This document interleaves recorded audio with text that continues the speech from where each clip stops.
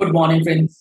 GST platform के YouTube channel में आप सभी का स्वागत है। जी हाँ फ्रेंड्स, जीएसटी के अंदर एक मोस्ट इम्पॉर्टेंट सर्कुलर और इंस्ट्रक्शन जो है वो डिपार्टमेंट की तरफ से इशू किया गया है, जिसके अंदर जो सो कॉज नोटिसेस इशू किए जा रहे हैं उसमें धड़ल्ले से, जी हाँ फ्रेंड्स, धड़ल्ले से ऐसी चीजें देखी गई है जिसमें ये देखा गया है कि आपका जो सो कॉज नोटिस आ रहा है उसमें इनपुट टैक्स क्रेडिट रिवर्स कर दीजिए। रूल 42 43 के अंदर ब्लॉक्ड क्रेडिट का आईटीसी जो है एचएसएन के बेसिस पे दे दिया जा रहा है।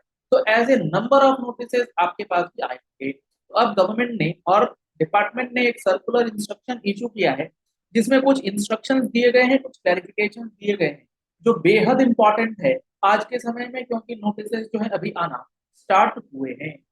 तो अब यहाँ पर आपने फॉलोइंग क्लैरिफिकेशन जो इशू करे गए हैं इसको ध्यान से समझना है। सबसे पहला जो क्लैरिफिकेशन है वो किया गया है उन मैटर्स में जिनके लिए नोटिस इशू किए गए, लेकिन मैटर क्या है, मैटर ऑलरेडी जीएसटी का डिपार्टमेंटल ऑडिट हुआ और ऑडिट प्रोसीडिंग्स जो है वो कंप्लीट हो चुकी है। उसके बावजूद भी सो कॉज नोटिसेस जो है वो इशू कर दिए गए।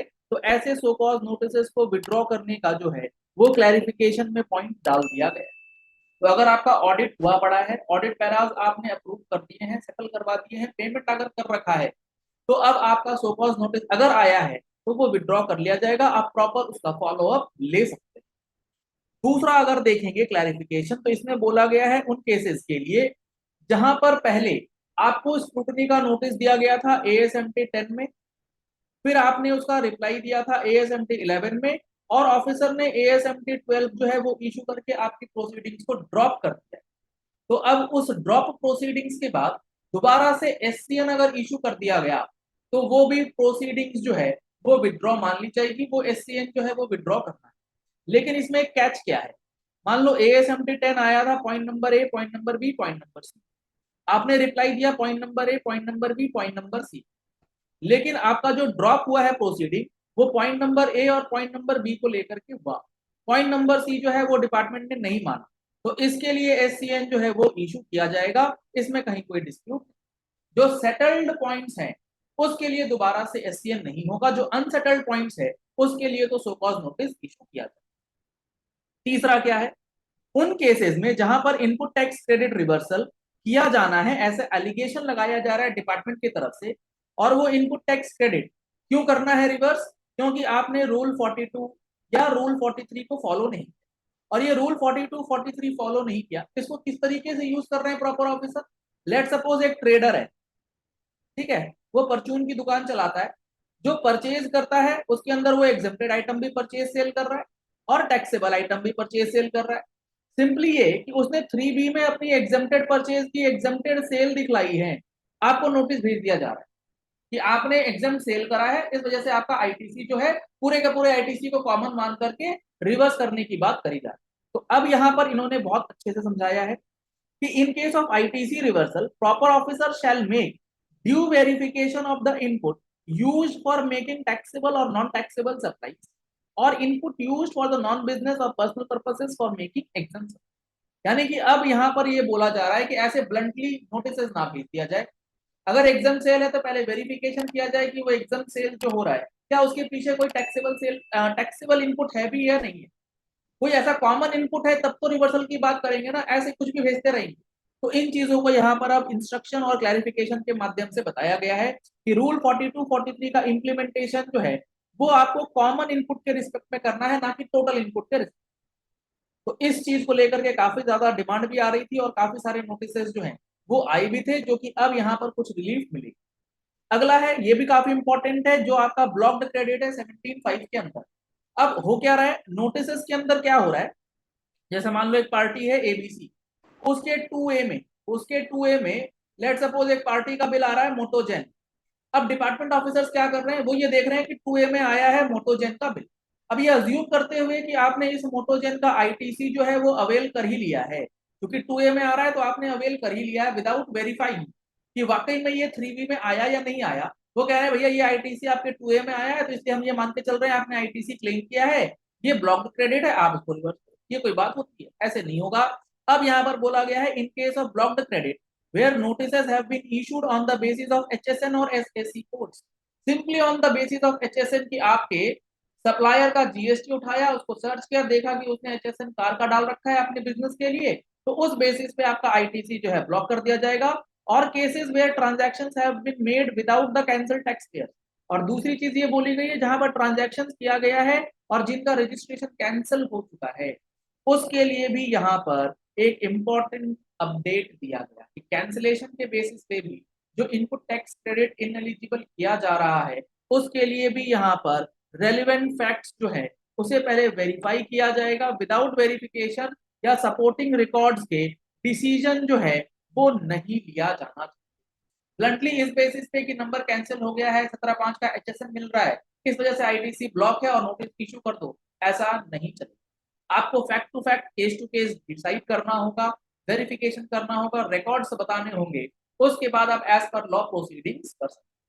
अगर आप रूल 42, रूल 43, सेक्शन 17/5 ये सारी चीजें डिटेल में समझना चाहते हैं, नोटिस प्रोसीजर पूरा का पूरा, assessment procedure, demand recovery, adjudication का पूरा कंप्लीट टॉपिक आप समझना चाहते हैं, तो आप हमारा जीएसटी का फुल कोर्स ले सकते हैं, जिसमें आपको 180 घंटे की क्लासेस प्रोवाइड की जाती हैं। आप इन क्लासेस को देख सकते हैं, एक एक टॉपिक आपको क्लैरिटी के साथ समझ में आए। इन नंबर्स पे कॉल करके, व्हाट्सएप करके आप क्लासेस को ज्वाइन कर सकते हैं, जिसमें प्री अमेंडमेंट क्लासेस आपको दी जाती हैं, जिसके लिए आप इस क्लासेस को ज्वाइन करेंगे और लिंक आपका वीडियो के डिस्क्रिप्शन बॉक्स में दिया गया है, जिसके थ्रू आप हमारा mobile application GST platform download कर लीजिए और वहां पर सारी इंफॉर्मेशन आपको मिल। अगला क्या पॉइंट है जो इन्होंने यहाँ पर आप बताया है कि आपका जो नोटिस है उसको इशू करने से पहले क्या चीजें ध्यान में रखें। The proper officer shell provide a personal hearing after filing of reply. अब कई बार क्या होता है, एससीएन आपका इशू हुआ, अब एससीएन इशू हुआ, उसमें रिप्लाई का डेट दिया गया लेट सपोज 30 अक्टूबर 2023, और उसमें बोल दिया गया है पर्सनल हियरिंग जो है आप वो 16 अक्टूबर 2023 को ही करा लो। अरे भैया पहले हमें बोलने तो हमें जो बोलना है, पहले या पर्सनल हियरिंग करवा लोगे क्या? तो ऐसे भी नहीं चलेगा, वो सो कॉज नोटिस भी इनवैलिड हो जाएंगी। अब यहाँ पर डिपार्टमेंट ने बोल दिया है कि आपको ये ध्यान में रखना है कि रिप्लाई और रिप्रेजेंटेशन जो है वो तब करवाना है, और उसके लिए 30 डेज का टाइम पीरियड जो है वो भी देना है, और यहाँ पर सुनने का मौका प्रॉपर तरीके से दिया जाना चाहिए। नहीं तो क्या होगा, एडवर्स ऑर्डर अगर आपने कर दिया और 75/4 को फॉलो नहीं किया, तो वो जो ऑर्डर है वो नहीं माना जाएगा, वो वॉइड हो जाएगा, वो ड्रॉप हो जाएगा। ऐसी गलती मत कीजिएगा। तो अगर आपके नोटिस में ये पॉइंट्स हैं तो आप इसको देख करके चीजों को अच्छे से समझ। अगला है proper officer shall also duly record और document the proceedings of the personal hearing देने मात्र से नहीं होगा, उसको प्रॉपर रिकॉर्ड में रखनी होंगी चीजें कि कब पर्सनल हियरिंग हुई, क्या सब्सटेंस आया, क्या एविडेंस आया, क्या बातचीत हुई, क्या तर्क वितर्क हुए, सारी बातें आपके रिकॉर्ड में होनी चाहिए। In cases where it comes or has been brought to the knowledge of the proper officer that the notice is required to be withdrawn, the proper officer, after recording reasons, may, without any written submission of the taxpayer or any personal hearing, drop the proceedings on the basis of facts and contents of it. अगर आपने कोई ऐसा notice receive किया है जिसके basis पे आप ये प्रूव कर देते हैं कि ये नोटिस नहीं आना चाहिए था, चाहे मामला ऑलरेडी एडजुडिकेट हो चुका या ASMT 12 आ चुका, व्हाटसोएवर में बी द रीजन, तो इसके लिए आपको कोई सेपरेट रिप्लाई या कोई प्रॉपर प्रोसीजर फॉलो करने की भी जरूरत नहीं है। अगर आप ये एविडेंसेस के साथ प्रूव कर देते हैं तो प्रॉपर ऑफिसर को वो प्रोसीडिंग ड्रॉप करनी होगी, जो फैक्ट्स और कंटेंट्स जो है वो आपने अपने केस के लिए सामने रखे। तो काफी इंपॉर्टेंट सर्कुलर जो है ये इशू किया गया है, जिससे काफी सारे टैक्स पेयर्स को मदद मिली। A taxpayer must be informed about the dropping of proceedings without fail wherever.